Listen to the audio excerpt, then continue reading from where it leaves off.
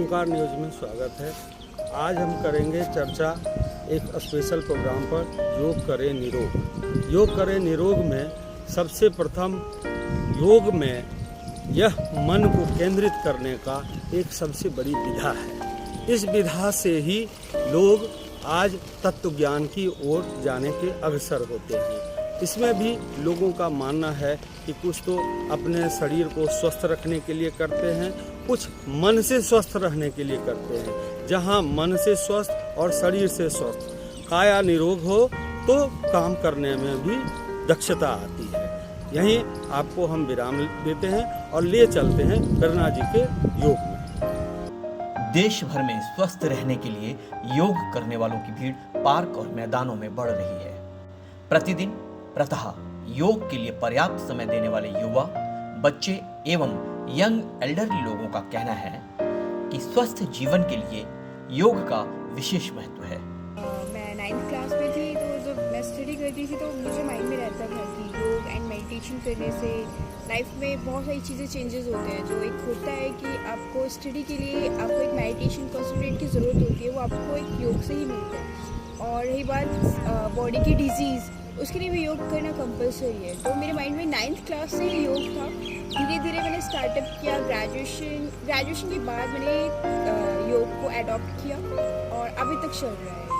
मुझे ऐसा कोई मेंबर नहीं मिला कि मुझे नेगेटिविटी मिली हो योग से।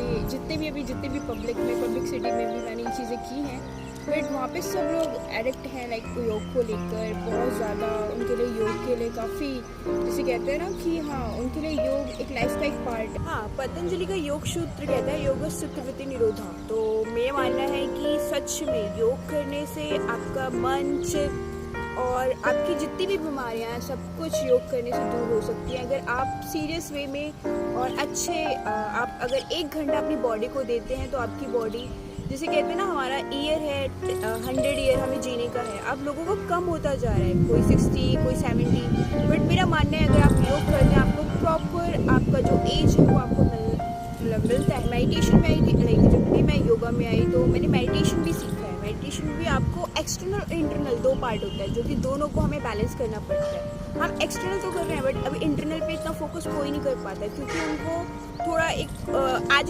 एजुकेशन देना ज़्यादा ज़रूरी है कि योग में इंटरनल पार्ट को कैसे हम लोग माइंड अंदर भी हमारे पास इंटरनल 7 पंखुड़ियाँ होती है जिसे हमें जागृत करना पड़ता है। जैसे हमारा सत्व गुण, तमोगुण और रजोगुण, तीनों को बैलेंस करने के लिए हमें इंटरनल को जागृत करना कंपलसरी है। तो हमें लगता है कि पब्लिक में हमें इंटरनल भी इन लोगों को एजुकेशन देना चाहिए।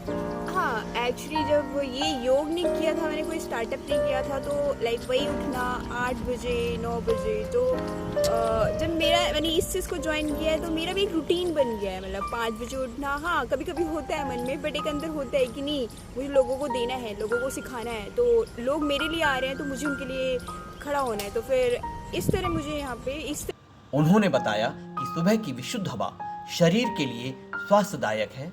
इसी वजह वे नियमित योग करने के साथ दूसरों को भी योग के लिए जागरूक कर रहे हैं। जल्दी उठकर योग करने से निरोग काया का जल्द ही लाभ मिलने लगता है।